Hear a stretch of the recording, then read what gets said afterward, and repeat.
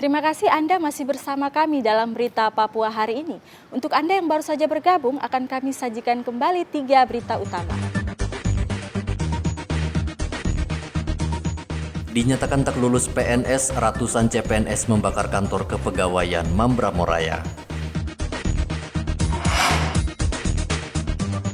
Seorang penumpang ditemukan tewas tenggelam setelah perahunya dihantam gelombang tinggi.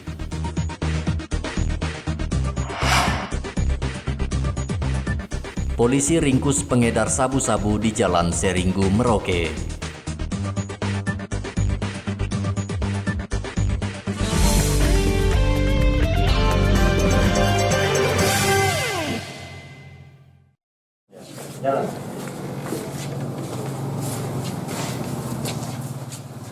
Polisi menangkap seorang pengedar narkoba jenis sabu-sabu di Jalan Seringgu, Merauke.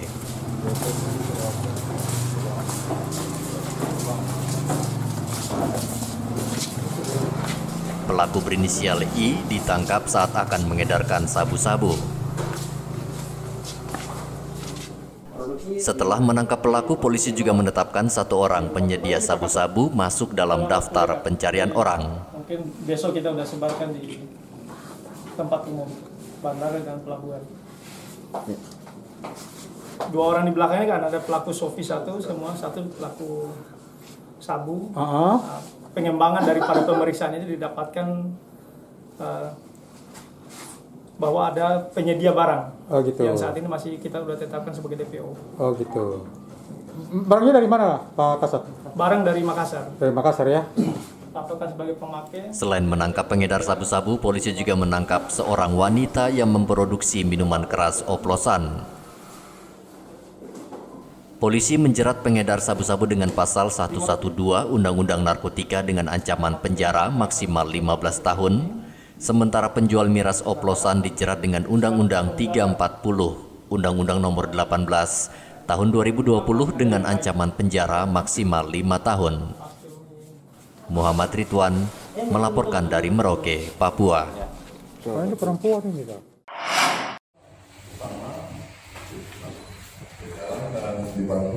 Polres Yaukimo mengeluarkan daftar pencarian orang dalam kasus pembunuhan 3 warga di Yaukimo. Ananias Yalak alias Senat Sol ditetapkan polisi sebagai pelaku utama dan juga otak dari serangkaian pembunuhan di Yaukimo. Kapolda Papua Irjen Paulus Waterpau meminta warga Yaukimo tidak melindungi pelaku dan mendukung polisi mengungkap kasus pembunuhan itu. Kami dari pihak kepolisian sebagai penegak hukum itu akan melakukan upaya-upaya paksa. Beberapa waktu setelah kejadian itu bersama anggota menyisir memasuki kompleks wilayah area perumahan di sekitar kali Jalan Gunung itu, kali Buatan itu mendapat pertolongan dari warga setempat. Pertanyaannya kenapa mereka melakukan pertolongan? Apakah mereka merasa terganggu? Apakah ada relevansinya dengan para pelaku itu sendiri? Kemudian diambil langkah oleh kepolisian oleh Pak Kapolres dan Direktur Kostumo dibantu oleh para bidang jalan ini bisa berhasil mendapatkan beberapa barang bukti yang sebenarnya berarti. Polisi juga menunjukkan ratusan alat perang tradisional yaitu panah dan parang yang ditemukan dalam razia di sekitar lokasi pembunuhan. Polisi menemukan bendera separatis saat razia tersebut. Rangkaian pembunuhan warga di Yaukimo terjadi pada 11 Agustus, korban Henry Jovinski, staf KPU Yaukimo. Kemudian 20 Agustus, Muhammad Toyib ditemukan tewas, dan terakhir Yauzan pada 26 Agustus lalu. Hendra melaporkan dari Yaukimo, Papua.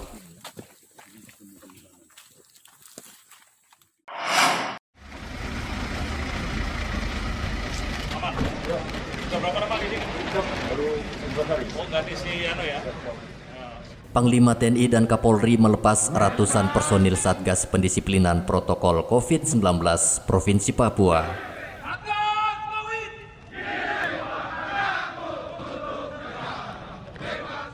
Ratusan personil ini akan bertugas untuk mencegah penyebaran COVID-19 di Papua, seperti melakukan pengawasan dan himbauan pada warga dalam menerapkan protokol kesehatan. Panglima TNI Marsikal Hadi Cahyanto mengatakan, seluruh personil yang bertugas di lapangan harus melakukan pendekatan humanis. Dalam rangka melaksanakan pendisiplinan protokol kesehatan sesuai dengan Instruksi Presiden nomor 6 tahun 2020, yaitu kita TNI Polri mendukung pemerintah daerah dalam rangka melaksanakan patroli, pengawasan, dan pembinaan masyarakat dalam rangka pendisiplinan protokol kesehatan.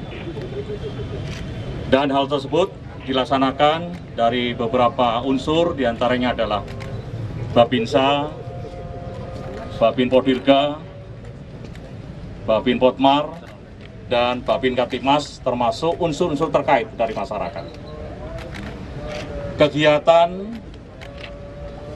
patroli, termasuk pembinaan masyarakat, akan kita laksanakan terus-menerus, apalagi trennya saat ini di Papua, angka kesembuhannya sangat tinggi. Dan ini harus kita jaga. Kita ingatkan kepada seluruh masyarakat untuk tetap kita mempertahankan tren tersebut. Angka kesembuhan itu tetap tinggi dan RT-nya juga sudah di bawah 1. Dengan cara apa? Adalah dengan cara tetap menggunakan masker, menjaga jarak, dan mencuci tangan sesuai dengan petunjuk dari pemerintah. Panglima TNI juga mengapresiasi Satgas COVID-19 Papua yang berhasil menyembuhkan pasien COVID-19 mencapai angka 85%. Hendra melaporkan dari Jayapura, Papua.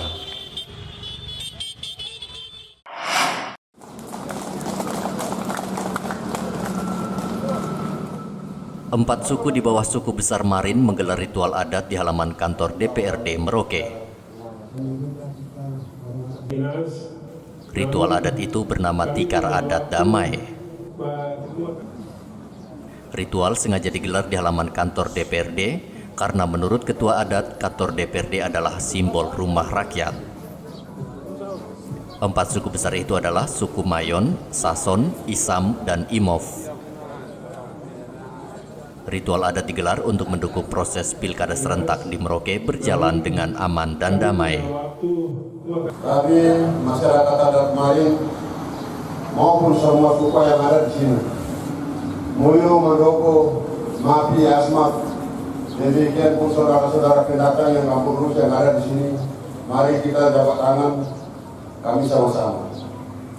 Kemarin anak-anak imam yang maju, itu dia adalah orang Marin. Menyatakan sikap untuk tidak boleh ada sesuatu yang luar biasa yang tidak diingin secara bersama. Artinya intinya bahwa Merauke tetap aman damai ya. Ya, kami jamin Merauke aman karena kami dengan budaya kita pasti kita akan duduk kembali dengan adik-adik mahasiswa untuk dibicarakan kembali. Memang dari pandangan adat sendiri memang Merauke seperti apa sekarang ini Pak Inti? Kalau kita dari sisi adat aman-aman, saya kira adik-adik mahasiswa ya itu wajar-wajar kalau mereka lakukan tuntutan itu sudah sah-sah saja. Ya itu yang mungkin kita akan duduk bersama untuk merajut kedamaian di negeri ini. Ketua suku adat di Merauke juga meminta seluruh masyarakat tidak terprovokasi dengan isu provokatif yang sengaja dihembuskan oleh kelompok yang ingin Merauke tidak aman.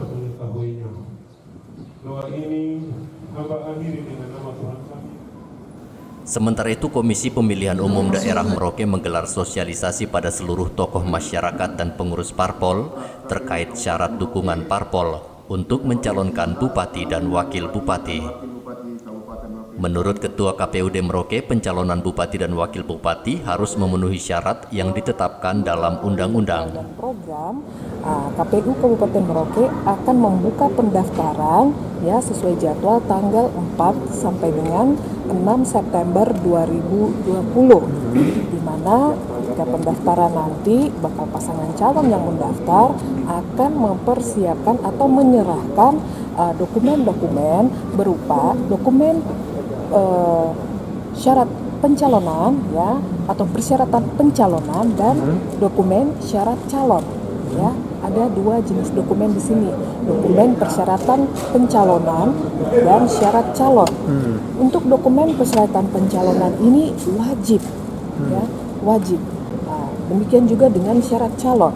KPUD Merauke akan membuka pendaftaran paslon pada 4 hingga 6 September mendatang. Untuk mencegah penyebaran COVID-19, paslon dilarang membawa pendukung saat mendaftar ke KPU. Muhammad Ridwan melaporkan dari Merauke, Papua. Informasi tadi sekaligus menutup jumpa kita dalam berita Papua hari ini. Akhir kata, saya Yunir Barar bersama tim redaksi yang bertugas mengucapkan terima kasih atas perhatian Anda. Selamat pagi, Wanyambe.